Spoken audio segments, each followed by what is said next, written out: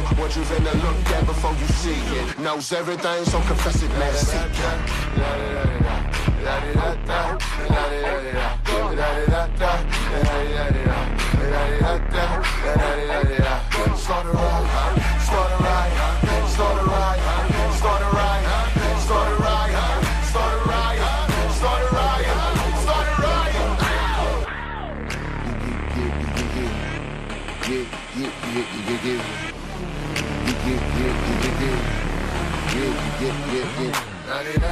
We come back and reload. Don't hold back, here we go. I know that be for sure. Hold it down and let's go. Cause I refuse to be the one line on the sun. Like he don't change live, I'm alive to what he's done. I'm a product of confession, man, therein lies the lesson. I repent and tell it, no occupation, profession. Start it right, start it right, start it right, start it right, start it right, start it right, start it right, start it right.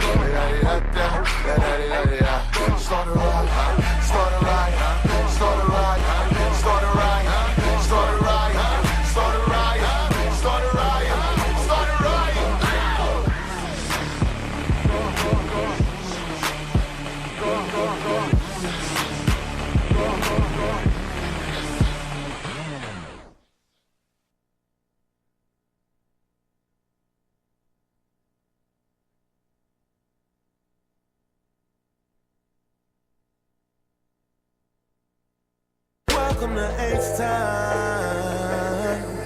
yeah. Welcome to H-Time. Shout to the old H-Town. Whoa. Shout to the North Side. Shout to South Side. Riding Shout to clean. Southwest. But without Northeast, the king, Northwest. what does it really mean? Cup Shout to the full East of Side, lean, got a Southeast. sweet full of green. Third Wake Ward, up, Fifth Ward. boy, this ain't a dream. Trade. Welcome to H-Time. Fell in love with a Hershey road at my auntie eyes. Dipping with my kinfolk, thin spoke, poking eye, candy paint. Sexy as we tip up under city lights. Got them. The biggest station in the world, playing all of today's hits. You're listening to Instinct Radio. Welcome, welcome, welcome to another edition of The Sanctuary on Motivational Mondays. We're here live inside Instinct Radio. I'm Shekema Silveri, your host, where the spirit meets the streets. And I've got my crew today. They're waving again real quick. Hi. And we're just going to go around because I don't want to do them a disservice. I want them to introduce themselves. So my co-host today is my boo. This is my baby, y'all. Kristy Girardeau. Boo thing. Hi, I'm Kristy Girardeau. I'm a PhD student at Georgia State University. Wow. And get them more. Get them all there. Give us some more. She want me to give you all my Yeah, fabulous like come on. So I'm actually studying early childhood elementary education. I was the early childhood career teacher of color for NCTE and also the teacher of distinction for NCTE. And NCTE is the National Council of Teachers of Yeah, the National Council of Teachers of English. Yes. Yes. Sorry about the acronyms. My boo. Okay. All right. And I got my other boo. Hello, my name is Isna Tianti, and I am an author, an artist, jewelry designer, and visual artist. So, nice to meet y'all. And she's been here before. You were with Eric Yes. when I had to go to Hawaii. So Yes. She held it down for me that day. That was Eric held I it listened to down. you in Hawaii, so y'all did a good job. Thank you. Yeah, I'm ready for some more today. Live and in person inside the sanctuary. And Moody Black. And greetings for the upstate of South Carolina. I'm Moody Black, representing upstate. Much love to the A.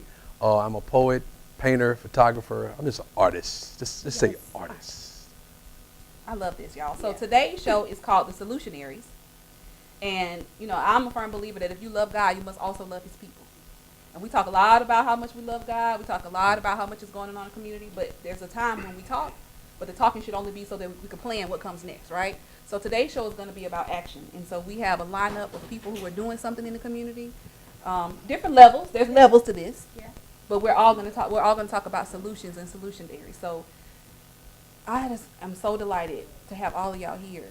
And we're just going to have a conversation about the things that are happening in our community, but also the things that we're doing to help resolve those.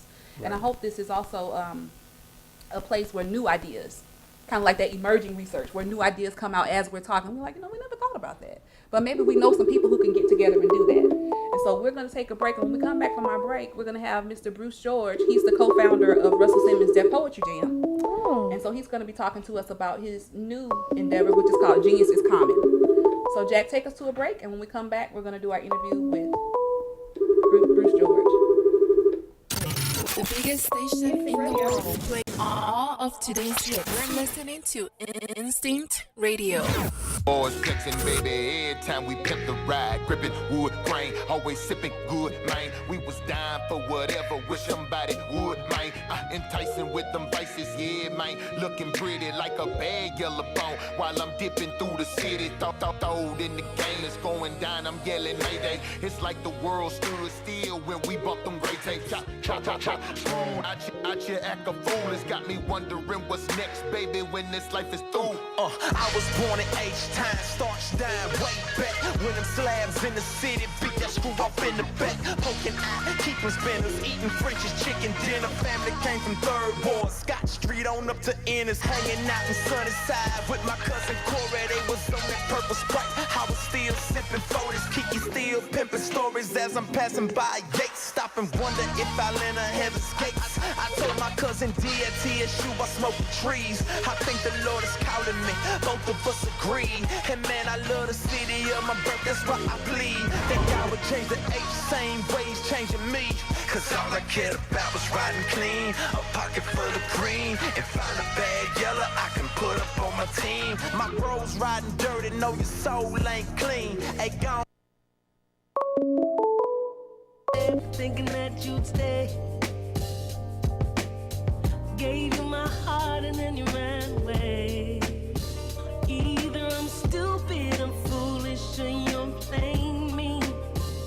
But it seems we were never really meant to be. So I thought I would try something new. I wanted to find out if I could live happy without you. And it turned out I wasn't living at all. But I would have never known if you had just played along. I was living a dream, believing things that just ain't true. Oh, I can't believe I ever believed in you. You had me chasing fool's gold. I was chasing fool's gold. I was chasing fool's gold. Somewhere deep down inside I knew you wasn't right. But breaking your spell was a plan I never devised. I would have been here forever living for you. But I would have been living forever at your fault. I was living a dream, believing things that just ain't true.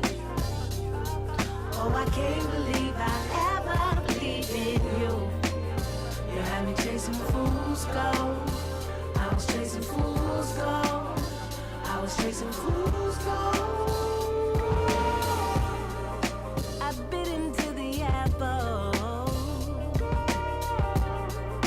I took the wooden nickel. Yeah, I was blinded to my core, and I went into the wrong door. And furthermore, I was living a dream, believing things that just ain't true. Oh, I can't believe I ever believed in you.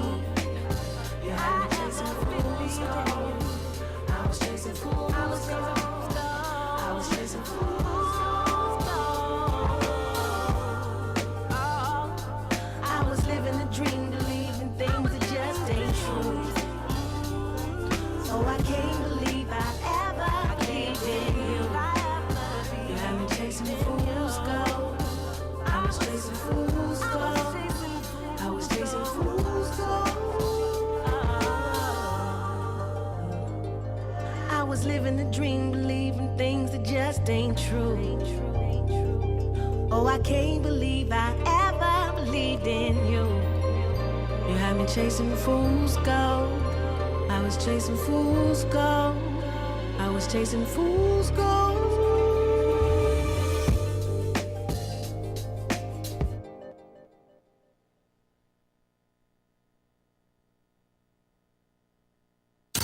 The biggest station in the world, playing all of today's hits. You're listening to Instinct Radio. Welcome back, Sanctuary family. You're live inside the Instinct Radio studios where the spirit meets the streets. So our next guest, as promised, is Mr. Bruce George. And Bruce is a visionary, entrepreneur, speaker, author, panelist, executive producer, writer, poet, consultant, and social activist. And my favorite about him is he's a quoteologist. We're going to talk about I like that. that. I like that. So he was born and raised in New York City. He's written poetry and prose and articles for over 37 years. His work has been published in major magazines, anthologies, and literary publications. He has written testimonials from the likes of Essence Magazine, Emerge Magazine, Class Magazine, Harlem River Press, etc. Bruce has won multiple poetry and talent contests. He's won several awards, such as the Peabody Award for Russell Simmons Presents Their Poetry on HBO, a Milky Award for Russell Simmons Presents Their Poetry Jam on HBO, and Upscale Showcase Award, a Trailblazer Award for his outstanding vision, production, writing, and performance. Bruce is the co-founder of the critically acclaimed award-winning Russell Simmons Their Poetry Jam. He's also the founder and managing editor of the Bandana Republic, an anthology of poetry and prose by gang members and their affiliates. As an activist, Bruce has been and currently is associated with major grassroots organizations that foster and uplift people in the struggle. Welcome to the Sanctuary, Mr. Bruce George. Greetings. How's everybody? Doing Wonderful, well. wonderful. So excited to have you, Bruce. So excited to have you. Well, I'm truly blessed to be here. First and foremost, I would like to thank the good Lord for blessing me to be here before you. I would like to thank, the Sanctuary Show for having me. Appreciate you, Shekema, and all of your staff. And I would like to thank the listeners for listening in. So, Bruce, I feel like, because I know you, I have questions, but I want to give you a minute. And I'm just going to give you the mic.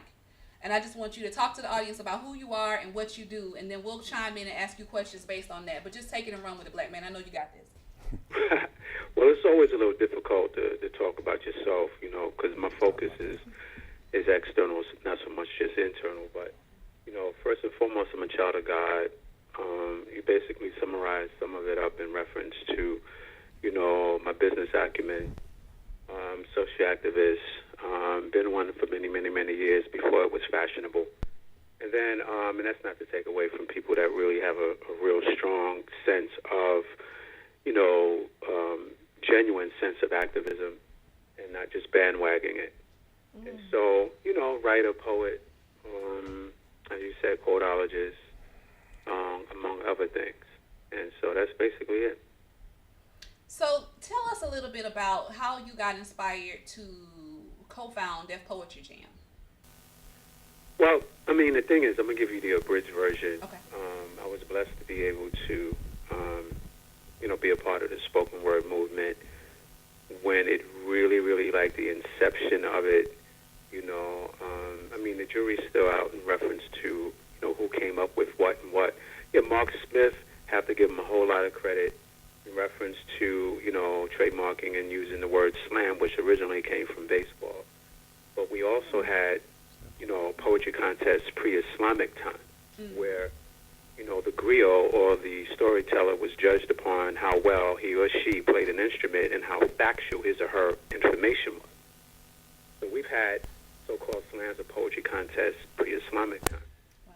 But with that said, I was blessed to be a part of the spoken word world when it became pretty huge in New York in the early 90s. And so I was one of those individuals that was a part of the Brooklyn Moon Cafe. That's where Jessica Moore came through. She was like, she had just won the Apollo 5 times or what have you. So she came through. So Williams was coming through there. Mums the Schema, Israel Tacoma, Takala. Those are just a few individuals that, blew up the Brooklyn Moon Cafe, and then everybody went their separate ways and morphed into other things. And so, I've been a spoken word artist for a while. I started out, actually, I was an MC, because I was born in Harlem, raised in the Bronx, and I'm living in Brooklyn, right? So I'm dating myself. I'm an old school MC from its inception, right? And so I was out there, you know, we were stealing electricity and, you know, doing our thing and coming out of gang culture and the whole nine. So it was just one of those things where, you know, I had the opportunity to see the whole entire rap or hip-hop, rather, pardon me, the whole hip-hop, you know, hip-hop being, you know, created from its inception. And, you know, they kill me. You get a lot of these rap journalists, they make it sound so esoteric and so deep, and, you know, they got all the history of this and the history of that, you know, and, you know, but the bottom line is hip-hop was created out of necessity, right? So when we were in high school, or what have you, elementary school, you know, and when they deemed that, you know, that art was fiscally burdensome, so we drew on walls. When they had taken away our gym classes and they had taken away our art classes and they had taken away our music classes, so we beatboxed with our mouths, we just improvised. Wow. So hip-hop was basically created out of necessity. When one thing was taken away, we filled it in with something else. And that's a big part of our culture is improvisation, for us to be able to, you know, to improvise and to do the most with the least and to gumbo life and the gumbo thing. I love that. You know, that's what it's all about. Yeah. Wow. So from there, I morphed from hip hop into spoken word, and then from spoken word, then I morphed into having a relationship. I was a part of the Black Panther Collective, which is an offshoot of the Panther Party, out of Harlem for a short period of time. And then, you know, around that time, I had the opportunity to, because the whole spoken word world is very incestuous. A lot of people would tell you it is, and you know, I heard through the grapevine that Danny Simmons, Russell Simmons' big brother, was holding these, you know, poetry / art at his old apartment in Brooklyn. I forgot where exactly the name of the street. Now he's in Philly. Anyway, so I went over there, heard through the grapevine, went over there, you know, and expressed to him like, yo, well, what do you think about there being a poetry version to the comedy version? Because I initially received that epiphany when I was renting a brownstone out in Park Slope, Brooklyn, when I was watching Def Comedy Jam. And I said, wow, mic, an audience, and a stage. I said, that's our thing right there. You know, you take out the comedy, you put in poetry, and it makes perfect sense. So when I ran up on Danny, you know, I rode up in there, you know, bandana, black bandana, army hat, you know, a couple of dudes with me or whatever from the collective. And when I told him that, he got very open, and then one thing led to the other. He brought the concept of Russell Simmons. Russell brought it to Stan Lathan. We got 6 seasons on HBO. Got a Peabody Award for that and a Tony Award for the Broadway version, and I was the executive consultant to the Broadway show. So that's the abridged version. So, yeah. So, you know, I remain in awe of you. We talk, every time I talk to you, it's like for hours. So, I actually have two spoken word artists here in the studio live with me today, and I just, you know, I look at them and I'm like, wow, it's just so much history. You know, wow. It's so much history. Wow. So I wanted to do, either one of y'all want to do a piece while Bruce is on the line? Sure. Would that be like a... Yeah. Yeah? Okay. I'm going to let... You want to do it, Moody Black? I'll do it. Bruce, I'm going to let Moody Black do something for you while you're on the line, okay? And then we're going to transition. Yeah, we love that. Okay. And big up to the spoken word artists in the house. Yeah. Word. So this is my in the field piece Regina wanted me to do. Let's do it. Break it happen. Go ahead. Whips all on my back, no shoes on my feet, load up my sack, all day in this heat. I'm picking cotton, I'm sweating. Woo! Picking cotton, I'm sweating. Woo! Picking cotton, I'm sweating. Woo! Master crack that whip, nigga, is what he called me. But I never knew what a nigga was till I got here. Got here on a boat, smell of oat and piss packed tight beside Mama Nim. But I didn't know this would be the last time I see Mama Nim, called Massa. He got a system. Take mama, take wife, take children, took manhood, took religion. It didn't take long. He showed good this thing called took. He said, you will be in the field. Sun up to sun down. Work like a machine. Work fast. I developed strong hands and fingertips from cuts from dry bristles. That blood drip on that cotton, that red on that white looked like peppermint candy, but it was nothing sweet. Heat screaming its intensity at us like massa screaming at us for not picking fast enough, cause this ain't for no house nigga. Serving tea wearing blouse nigga. Talking about you dark skinned, if you were dark skinned that you pick it. I'm talking about you trying to run, but if you caught it's a whip. And I wonder, will I ever see my homeland that fills their vast and beautiful village nearby? I can still see a river. That same river where we used to cool our warm bodies. I used to wash my wife's beautiful feet. I used to splash water on my children. I can still hear their laughter. Mama say soon be my turn to be a king. Only to wake up a soon to be servant in a boat. Smell of oat and piss packed tight beside Mama and them, but I didn't know this would be the last time I see Mama and them, cause Mama gave her will to live, took Mama, my wife, in chains screaming, why? Took wife, no, don't take my babies, don't take my babies, took children, start summoning the strength of the ancestors to break these chains. I try to fight witchcraft like lightning, I try to fight witchcraft like thunder, I try to fight witchcraft like give me your freedom, nigga. Took manhood. I'm used to be man. Hunched over like willows in the winter, I wonder if Master Back hunched over from all the plucking of African people, put them in a sack called America, throw them in a field, vast and beautiful, slave quarters nearby. I can see a river. There's freedom beyond that river. I would not be a slave in these fields forever. I will find my family, even if I have to die trying. And if you don't believe me, just watch. Wow. Yes, Batman. Yes. Wow. Yes. And what I really appreciate, first of all, I really appreciate you, bro, definitely dropping that science on us like that. And it's honored the performance in front of you, man. Automatically, Paul Lawrence Dunbar came up in reference to that black vernacular, right? And you were able to write in a way, it's sort of like a modern day Lombard, if you will. Wow. You know, I never heard that reference. I'm honored. So in other words, that's craft right there, because you know, you didn't go heavy Lombard, right? You know, but at the same token, you can hear that, you know, in terms of your vernacular, you can hear some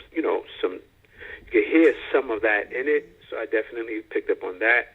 Love the storytelling, love the theatrical part of it, and then also you can hear some Hakimati booty as well, in terms of your meter, in terms of the boom, boom, boom, boom, boom, boom, boom, boom, boom, boom, boom.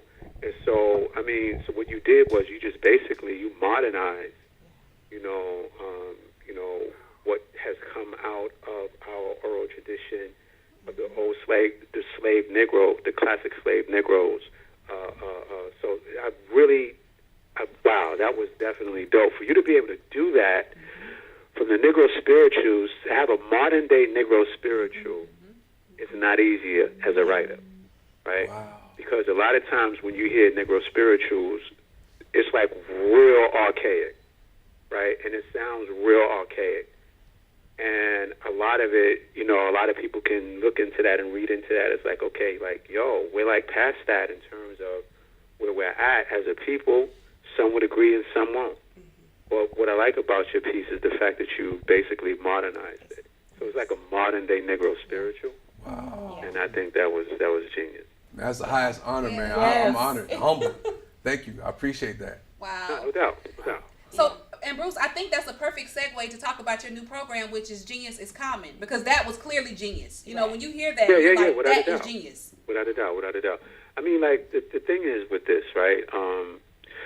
When I said I was a quotologist, one of my quotes, it started, in other words, I was blessed to be able to take a quote and turn it into a slogan, which it turned into a movement. And the quote is, notwithstanding Einstein, genius is common, right? So in spite of Einstein, genius is common, like common sense but without the sense, right? And so that turned into genius is common, and then genius is common turned into an entire movement. So basically, genius is common is an anti-elitist movement, because the word genius is an elitist word, of the elitists, for the elitists, and by the elitists. A lot of people don't know that. You know, they just look at the word genius and they just take it as a given that some people are geniuses and some people are not. And they feed into that, right? They'll look at the word genius and say, well, okay, in order to be a genius, you have to have 150 IQ and be a part of Mensa, the Mensa Society, right? And that is nothing could be further from the truth.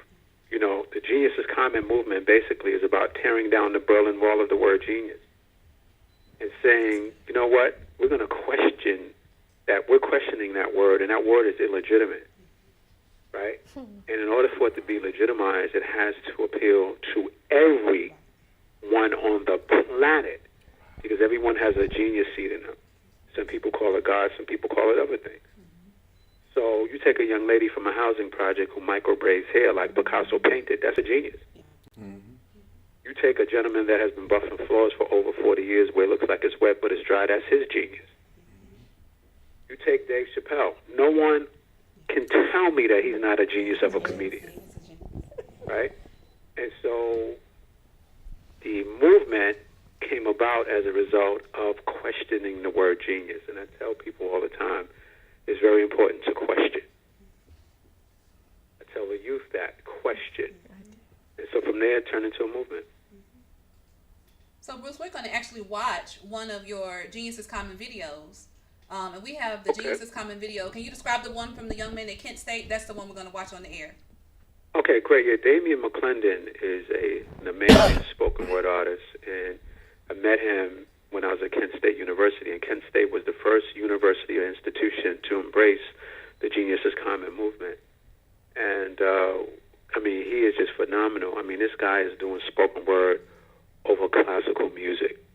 And he's talking about the notion of genius. So definitely, I think you're going to all love it. No one can listen to it one time. Some people get teary-eyed. I mean, this guy really, really gets into your soul. I mean, he really, really, you know, he reminds me of my dude that just did his piece. You know, how when you just really just recite something so gutturally from the gut, that's exactly how he does his thing. So enjoy it. Well, don't you hang up. I want you to stay on the line because we're going to have, I'm sure I've seen it before, so I know we're going to have questions. Without a doubt. Following McClendon's video. So remain on the line. So Sanctuary family, we're going to watch a Genius is Common video from Damian McClendon, a student at Kent State University.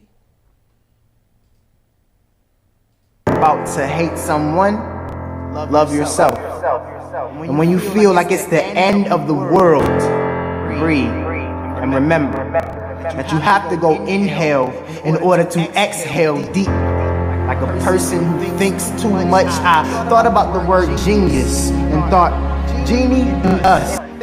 Then I thought, there's a genie and there must be wishes. So I made a wish upon my genius and became inspired to write a piece about war in the way that it destroys worlds. Boys and girls weeping over spirits no longer married to the corpses that as child laughing.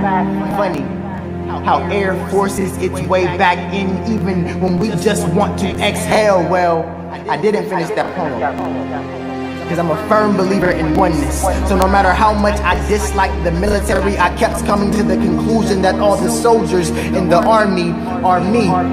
So I went back to my genie and I made another wish. I wished for words that would uplift.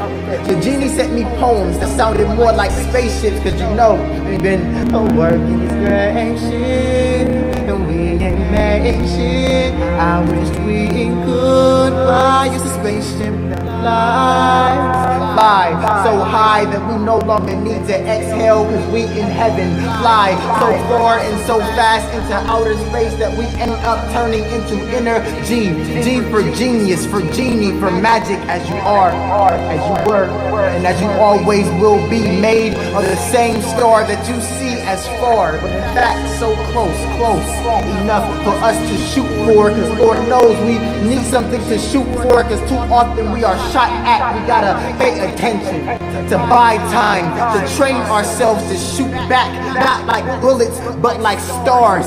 Make wishes on the genie that you are, the genie in us, the genius in you, the only person on this earth smart enough to make the dreams that you hope for come true.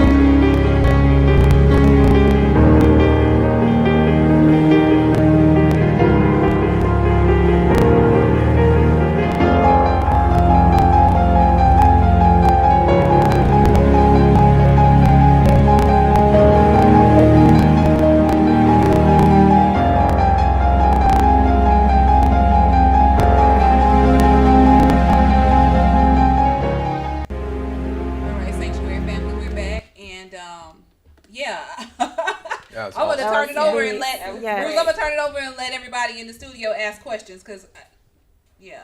That's inspirational. That's all I can say is it's inspirational. I like the way that he's no joke. He definitely handled his business. Oh yeah. Sorry about that. I like to play on words myself, and I just love the way it was like gene in us, and it is exactly. I love that. I mean, it just gives you a whole nother way of looking at words. We see words as poets all the time. We write them, but sometimes when we break them down, it has such a profound meaning when you look at them for really what they are. And so I really like the way he broke that down. Oh yeah. Wow, I really appreciate that on his behalf. I mean, you know, the word genius actually is a Northern African word, right? And from the genie, right? And so, but, you know, some literature would say that it's ancient Rome, you know, in terms of the genius being the guiding spirit of a person or an entire individual in terms of genus, right? And so, but genius typically has only been truncated Eurocentrically in terms of intelligence or one's remarkable ability in a specific subject, right? And so what they tried to do basically is, you know, monolithically just kind of like just take that word and just apply it to just intelligence. And the reason why they did that is because that's where elitism comes into play, right? Where they can take that word and say, well, I'm more intelligent than you, or I have more intelligence than you. So since you have to have a certain amount of intelligence to be a genius, right? If you don't have a certain IQ, then you're not. They just conveniently left out the guiding spirit part of it. You know, they left that part, that spirit, that inner spirit, that genie in us, that genius is in us, that genie in us. They left that out on purpose. And that's where that elitism comes into play, and that's exactly what we have on trial. And Bruce, I want to ask a question in terms of the social construction of the word genius. We all know that it's socially constructed to separate the haves from the have-not, the high class from the lower class. How do you encourage, or how would you encourage an educator to find that genie inside of those children that they're reaching? If we're talking about solutionaries and moving the work forward, how would you encourage an educator, or how would you encourage a child to find that genie that's embedded within them? Good question. Well, that's a good question. I mean, first of all, when you talk about the educational system, right, and you and I talked about this, Shekema, not too long ago, you know, a couple of days ago. And, you know, Mark Twain said it best. He said, don't let your schooling interfere with your education. And my heart goes out to a lot of these teachers that really, really have a real serious vested interest in making some type of change, right? For our people, for people in struggle, for people in inner cities or what have you, that they really, really want to make a difference, but they are really up against a serious machine that is designed to handcuff our children, you know, to keep them, because it's all about discipline and punish, like Foucault said. It's about control, That's right. right? And so what I would say to them is to, as best they can, you know, really just reach the kids and go outside of that model that they have them, you know, that paradigm that they have them in, and go outside of that and really give them the realness. You know, I said special education is a socially engineered apparatus of the state, you know, designed to falsely diagnose black and brown folk into the prison industrial complex. And it's exactly what it's about. You know, it's about discipline and punish. It's about control. And Foucault, his book Discipline and Punish, breaks it down. So in other words, the same architect that you have with the prison system. Now I'm talking about not only architect in terms of just the way the different disciplinary you know, methodology or the disciplinary methodology, but I'm talking about the physical structure, the architecture. The same architecture in prisons is the same architecture in mental institutions and hospitals, which is the same architecture in schools, middle schools, high schools, and even colleges. You look at it.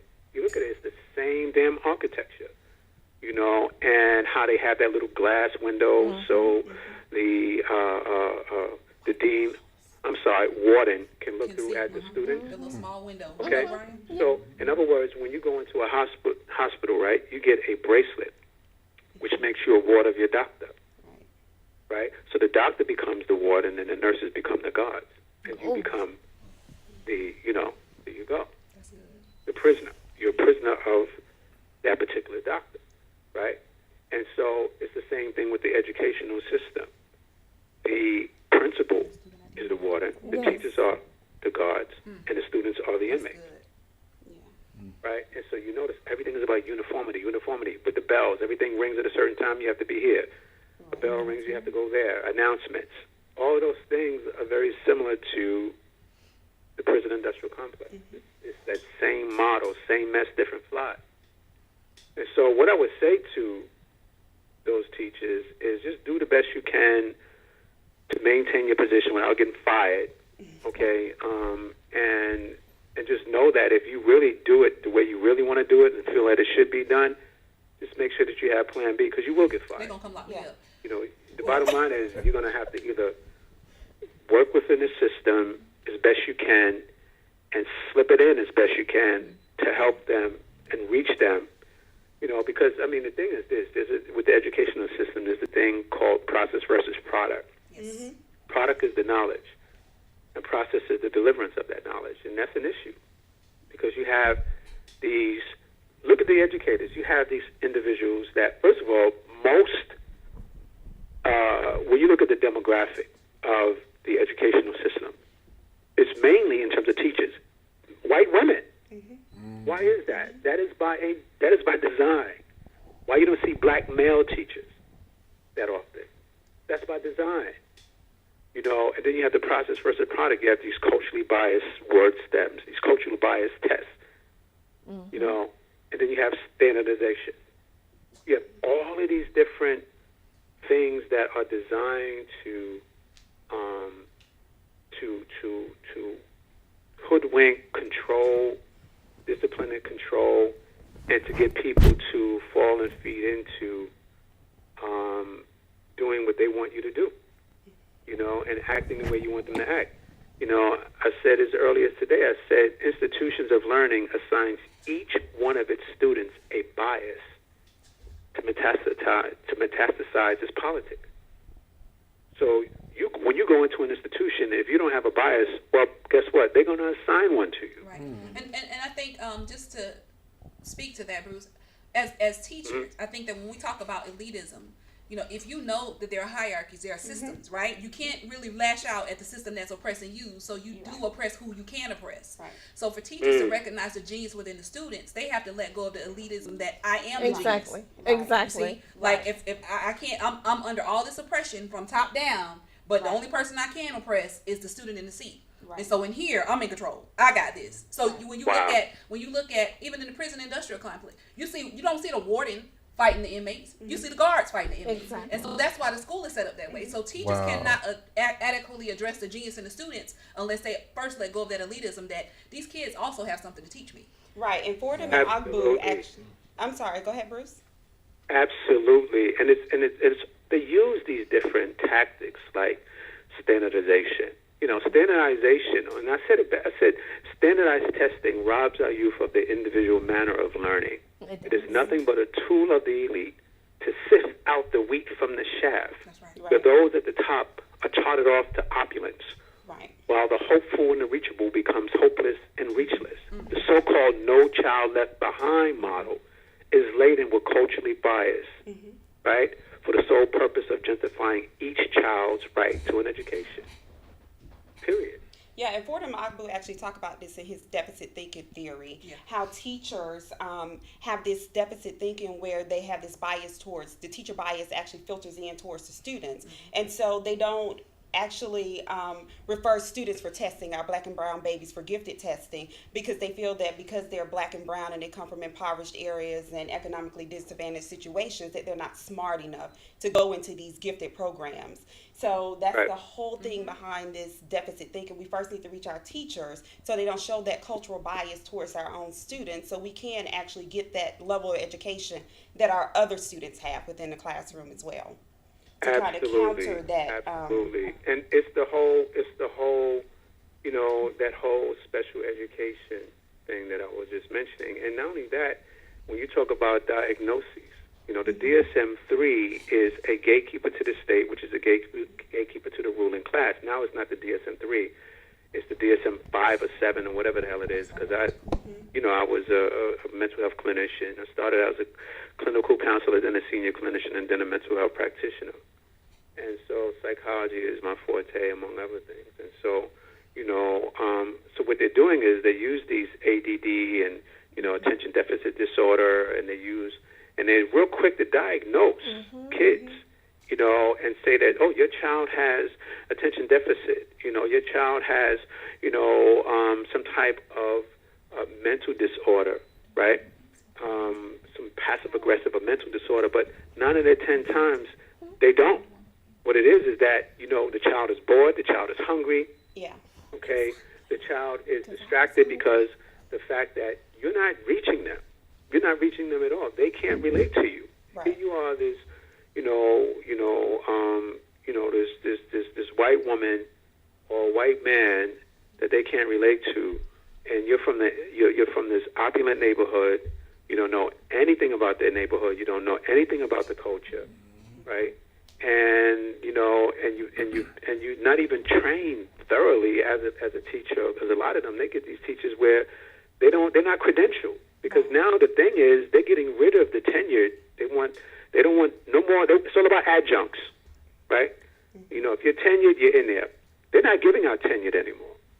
They're not talking about that. No one is getting tenured anymore. Now it's just all about adjuncts, because it's all about money and saving money, and it's all about labor rights. Law, not labor, but it's all about just saving money, and just like, it's all about just get them in and get them out. We don't want to give them the benefits that we would have to give them, and we can fire them. The rubber rooms, you've heard all about that, the rubber rooms that they have, teachers in.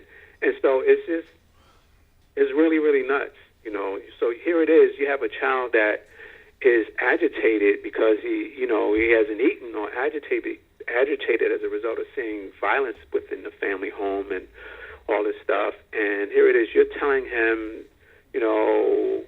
how many pieces of caviar does it take to, if you have 2 pieces of caviar and 1 piece of matzo balls, 1 piece of matzo ball and 3 pieces of caviar, what does that come to? What does that add up to? And they're like, what is that? Right? Come on, it's culturally biased. Yeah. Within the word stems. And this is all by design, and they over-test by design, right? To turn you into a robot, right? To make you a robot. So in other words, the reason why they over-test, that's on purpose. They over-test because they teach to the test so you can fail, because the bottom line is because if they were to make the test where you can easily pass it, then the state, they have to be accountable to you. They have to let you in the gate. So as long as they can say, look, this person didn't pass the test. And they make the test more difficult. Now the GED test is, you damn near need a PhD. You need to damn near think like a PhD to get a GED now. It's not like it used to be when I got mine, when I received mine. No. Now it's like, they say, you know what? We need to step it up. So they made the GED test like as if you're going for your damn doctorate. It's crazy. You know what? It's all by design. I'm sorry. Bruce, we have a question. Bruce, it's funny. I graduated in '89, and I remember taking the SAT, and it was English and math. Now that I have a senior, they have science, they have English, they have math, they have writing, and I'm thinking to myself, what was so different back then? Did too many of us get through back in '89? Exactly. Or what is it now that they have them like, oh no, we're getting too many of them getting degrees, so let's add more stuff so that they can't get to the next level. So you have the ACT, you have the SAT, and you have all these different things. And I do know that they're culturally biased, because I'm thinking, what if you have an exchange student, someone comes in from Japan or China? Context with words is so different. So if I look up words and in my neighborhood, one thing means one thing, how do you expect someone to have the same meaning when they give you these multiple choice questions and you're trying to figure out, well, what in what context do they mean? So exactly. yes. Exactly. Yeah. You know, the thing is, we're talking about language now, right? Mm-hmm. You know, and one of my quotes that said, true history is often found in what's left out. The rest is window dressing, right? Alik Shahada, he said it best, and he talked about the notion. And then another quote I said, in reference to language, I said, you know, guard your accent, lest it gets laundered into the Queen's English. You know, so when we talk about language is whatever language you speak is who conquered you, right? Whatever language you speak. If you speak French, you will conquer by the French. If you speak English, you will conquer by the English, right? If you speak Spanish, you will conquer by the Spanish. And so Alik Shahada said it best. He said, we're fighting on a language chessboard in which all the linguistic pieces are white, right? So what they're doing is they're using language and semantics as a way to control us, right? And remember when they were talking about, you know, speak proper English, and when they were talking about the whole Ebonics thing, right? Remember that? Yes. You know, they were talking about Ebonics, that we should speak proper English and we shouldn't speak broken English. Well, the English language is a whole. It is. Shekema, we talked about that. The English language is a whole. About proper English. No such thing as proper English. And my retort to that was, for how can the English language be proper after it had fellatio with Germany, menage a trois with France and England, lap dance with Spain while getting sodomized by Greece without... Period. That was deep. Yeah. Wow. That was good stuff. Well, Bruce, before you scare the hell out of my audience, we hanging with him though. We hanging with him. I want to let Isna Tianti.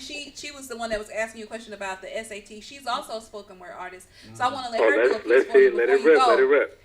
Sanctuary family, after Isna does her piece, we're going to take a quick break, and then when we come back, we're going to have Jay White, the dreamer.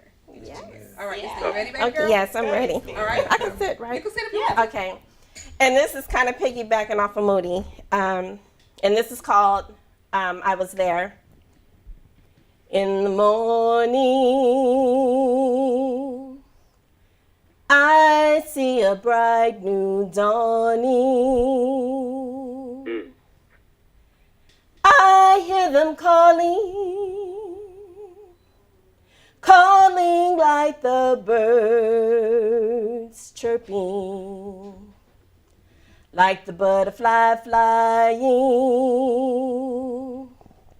I hear them calling,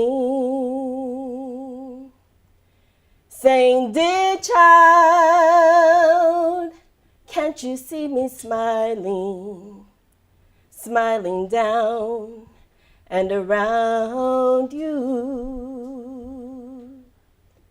I remember our dismemberment when, back on the auction blocks like Samson, they shaved your locks, stripping you bare, making you aware of our nakedness. I was there when they changed your name and maimed your soul and told you you weren't worth an ounce of gold. When they said sold to the highest bidder, here, take your nigga. I saw the fading of your dreams when they raped your black queen, who never once desired whipped cream, especially the kind that made her scream. And no, not in delight, but with soreness and fright. I was there. See the stretch marks I bear of giving birth and growing tales of how long I've been in the knowing. See, a tree reveals many things, and my midsection exhibits the rings of the spirits I bring.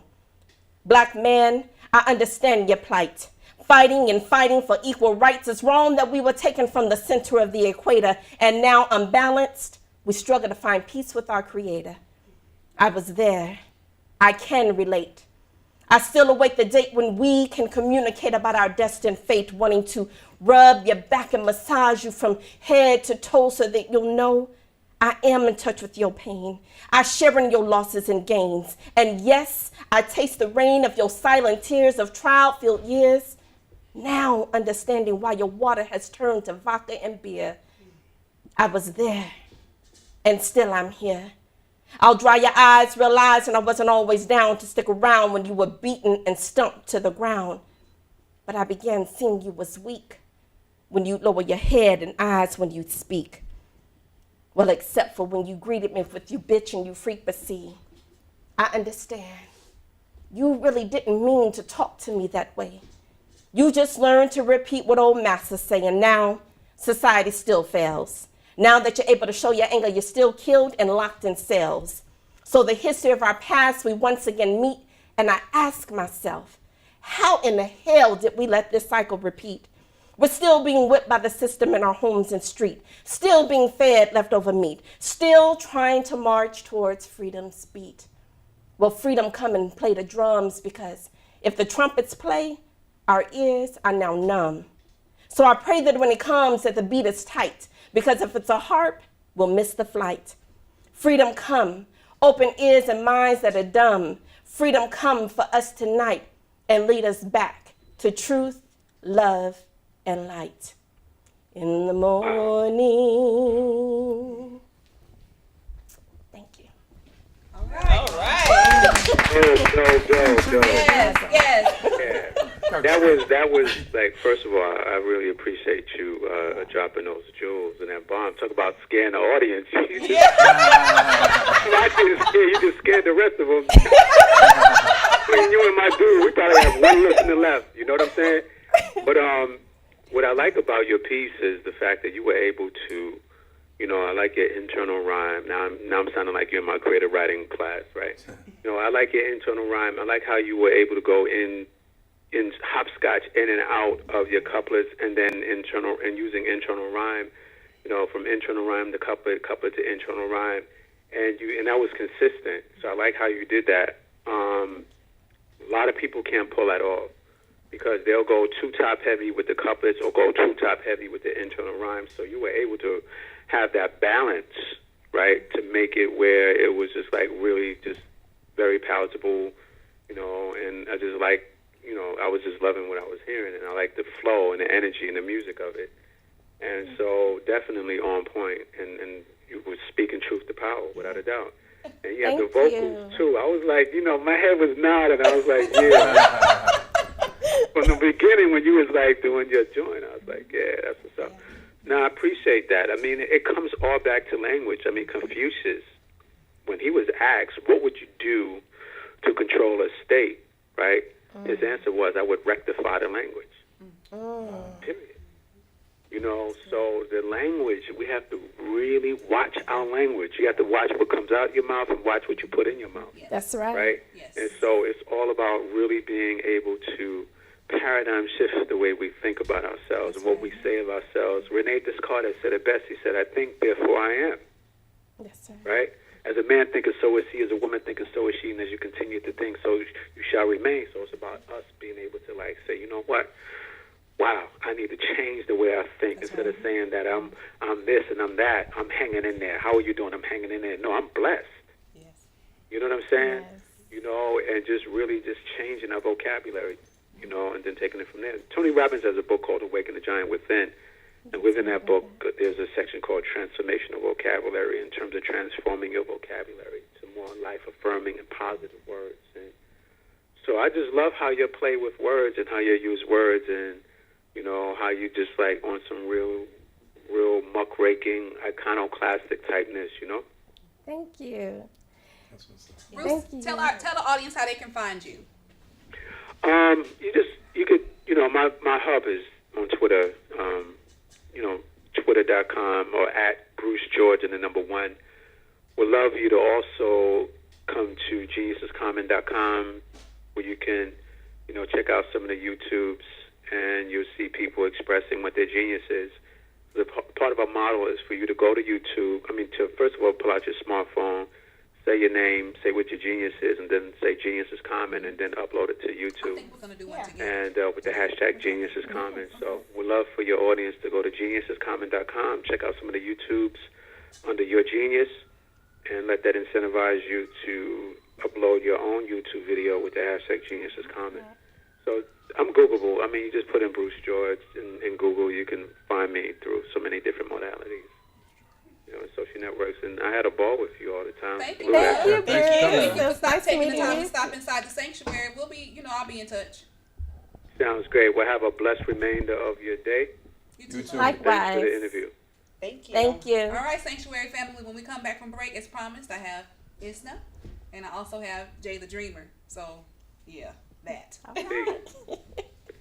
This is crazy important. In the mix. The biggest station in the world, playing all of today's hits. You're listening to Instinct Radio. Don't go nowhere. Show.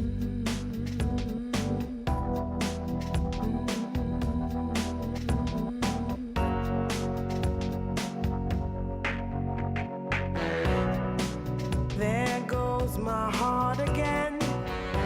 All of this time I thought we were pretending. Nothing looks the same when your eyes are open. Now you're playing these games to keep my heartbeat spinning. Yeah. Show me love you, show me love you, show me everything my heart is capable of. You reshape me like butterfly origami. You have broken into my heart. This time I feel the blues have departed. Nothing can keep me away from this feeling. I know I am simply falling for you. I'm taking time to envision where your heart is and justify why you're gone for the moment. I tumble sometimes looking for sunshine, and you know this is right when you look into my eyes. You show me love, you show me love, you show me everything my heart is capable